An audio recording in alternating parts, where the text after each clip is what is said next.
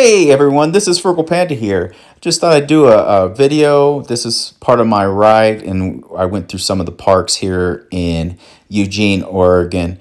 I was in Eugene actually on business, so it was kind of an unexpected trip this year. I wasn't really expecting to go until earlier in the next year, like January, February's time frame. So, but anyway, I did. So I just made it into a road trip. I drove down. I brought the Lectric XPremium with me. So it was a great ride. I'm getting used to utilizing this as a mid-drive versus my hub motor e-bikes. So it works okay. It's not a big deal. One thing you don't worry about with it is running out of juice. But to be honest with you, with every e-bike I've ever had, I've never ran out of juice. I've always had enough range. But with this one, I didn't even look at all. Like literally, you can ride this until you're sore, like your behind is sore type of thing. And I have a pretty comfortable seat and all that stuff. So it's definitely enough range. One thing I did realize during this road trip is that taking this bike in and out of my vehicle, and I took my smaller vehicle I just purchased literally for road trips a lot of times just because it gets like 35 to 40 miles to the gallon. But it fits in there because it's a hatchback. It's a Nissan Kicks, like a little small CUV with excellent gas mileage. Did great on the road trip. Anyway, use the throttle on here, pedaled. Like I said, the throttle could use a little more oomph to it, but it works. So 15, usually I got in between 15, a max of 20 miles an hour on the throttle. Usually I'd say it averaged about 15 or so when you use the throttle. And it also depends what gear you have in. So there's a couple of little modifications I could do to this to make it a little bit better. I know that. Maybe I'll look at it in the future, but it did fine. I still really don't think this bike is worth $1,800 just to be honest with you, but it is what it is. Am I dissatisfied with it? I've gotten used to it. No, not really. Am I excited by it? No, not really. Does it work? Yes, it does. So that's good enough right there. Now, one thing I did learn on this actual trip, though, it really has nothing to do with this bike. This would have been whether I had the regular Lectric XP or my Rad Power e-bike, is that I want another bike as a backup. I know I'm addicted to bikes in a way, but it's just what it is. But a smaller bike that's lighter for when I don't want to take the big boys out. That's easier to lug in and out. And so I'm looking at the Lectric XP Lite as one of them. But I'm looking at some other bikes too. Because believe it or not, the Lectric XP Lite, even the Lectric XP, those bikes, none of those bikes are made here. They're made in China. They're white label bikes with a little few things they put on them. But those type of bikes, a lot of times, they come out under multiple names from different companies, such as Same Bike, Echo Trick, I think is one of them. There's a couple, and basically, because none of these bikes are manufactured here, unless it's Pedigo and some of the like smaller e-bike manufacturers who do make excellent bikes. But I'm looking for something that's budget minded. So there's a couple of lighter bikes I'm looking at. As long as they get to 20 miles an hour, so I'm great, and they have decent 30 to 35 miles of range. That's great for me. And so, but Lectric XP Lite is also on the list for getting as a third bike. And plus, there's 3 of us in our family, so we can still all take the 3 bikes out. After I got rid of my Lectric XP, I kind of had I don't want to say buyer's remorse, but seller's remorse, because I kind of missed that bike. It was clunky, not very good quality, but not bad quality either. But it just went, and I like the look of it. So, I don't need nothing fancy. The Lectric XPremium does great, but like I said, when I don't want to take the big boy who weighs 70 some pounds, if I remember right, or my Rad Mini, which still weighs 60 some pounds, I'd like something a little bit smaller that folds a little bit smaller to throw in the car. And also another reason for it is also when I go on certain road trips is being mindful. I do cover my bikes up, and my windows will be tinted, and I have a black cover that goes over in the bike, but something that folds up smaller so it doesn't stick out as much.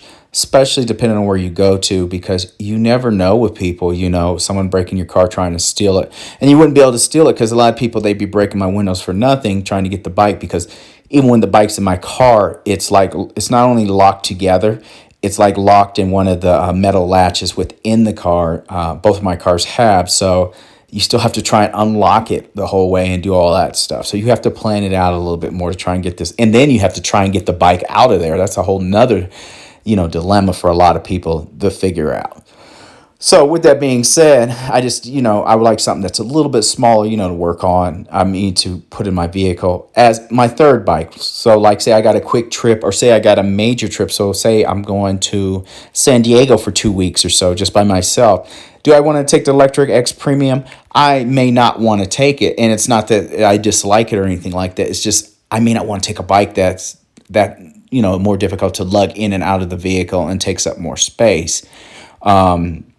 And that includes the Rad Power e-bike too. So, I have a third option, and that'd be a lighter bike, to ride and, get me around. That's light, like say 40 pounds, 43 pounds or so. That's what I'm saying. Lectric XP Lite is definitely in the mix with that. And also Same Bike. That's another company. The bikes look almost identical, except for the Same Bike, I think, has a more powerful, a larger battery, has USB charging ports on it, and a little remote, alarm on it too. So is it better quality? I don't know. Those bikes, to be honest with you, that's what a lot of people don't understand. Electric e-bikes are not made here. They are Chinese bikes. That's what they are. They're Chinese bikes. You buy them from a middleman. That's literally what you're buying them from. So people that harp and say it's this type of quality, no, it's not. The quality is not too much better than any of those other bikes, and sometimes it's a lot less than a lot of other Chinese bikes. But here's the difference. This is the thing, it's the customer service. When you do have a problem, it's being able to talk to someone, who speaks English, that will answer the phone promptly, that's, located here, that will get you that part. But it doesn't matter. If those bikes break, you're repairing them. I know I've had to do it, and literally they'll send you the part, like I said, when I had the Lectric XP, when my controller went bad at barely over 100 miles, while over 1,000 miles away from home, I basically had a paperweight for 75% of my trip, and it is what it is. So, but I was able to get the part once I got home and fix it. So, whatever. It's just something to think about. But so I'm looking at a couple bikes.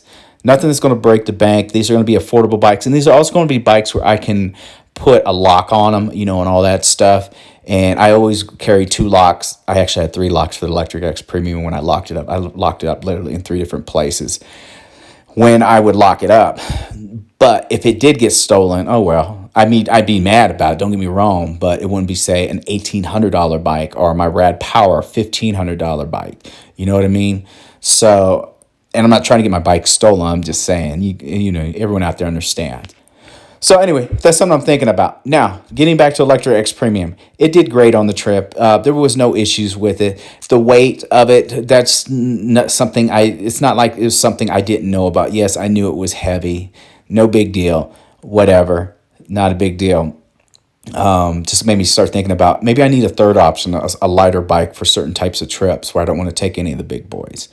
But it did great, rode really well, what you expect. I honestly don't like I like fat tires, but to be honest with you, I wish they had went the route of the Rad Power bikes and put more of a passenger tire on it and not those knobby wheels.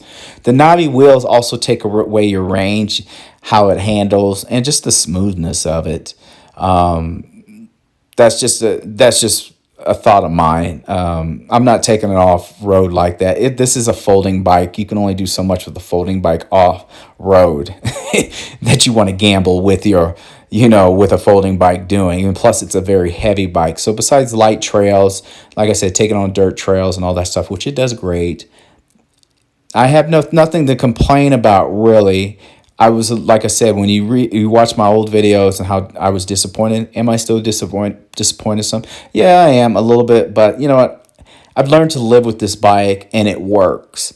That's just what I'll say. It works. I tested it going up and down hills. It does pretty decent. You will get a little bit more workout than you do on the hub motorbike, but even on the hub motorbike, I always pedaled.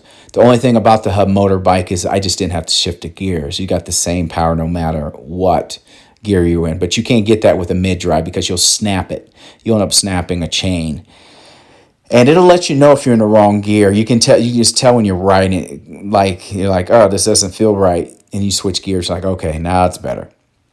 But no, I used it. I used the throttle a lot in the city too because this is a broken up video of related to my other video. I think I rode like 40 miles. 35 to 40 miles is what I rode in this one day at one time. And I still had a bunch of juice left, everyone. And that was using the throttle here and there, most of the time pedaling. But let's say 80% of the time pedaling, 20% of the time throttle. We'll say it like that. So, and one thing about how the throttle being weaker on this than the hub motorbikes is it does make you pedal more, depending on where it's not like the old Lectric XP where it can go consistent 20 miles an hour on a flat. This won't do it a lot of times, at the same as Lectric XP. It definitely won't do it like the Rad Power, but it does its job. So if you did get tired riding this bike, you can use the throttle. You'll get around, I'd say on average, 15 miles or so. So anyway, that's the good thing about it. Only real issue, like I said, is when you're riding in the city, this can get very irritating because you have to switch gears. So when you come to a stop sign, switch down to your first, second gear and start off again, and you got to go through the gears again, just like a regular bike, right? For a lot of people that if you're in hub motors, that may be irritating to you, and it's very time consuming. And like I said, I would not recommend this bike for people that are trying to be delivery drivers and stuff like that on bikes. You won't like this bike for that. Trust me on that. You need a hub motorbike. And plus, you won't be able to keep up with traffic as quickly as you could with the hub. But all in all, it worked well. I'm glad I took it because I got to know it a little bit better. And I'm having fun with it. It was a good bike to get. Anyway, y'all, this is Frugal Panda. I was out here in Eugene, Oregon. Beautiful time, October 2022.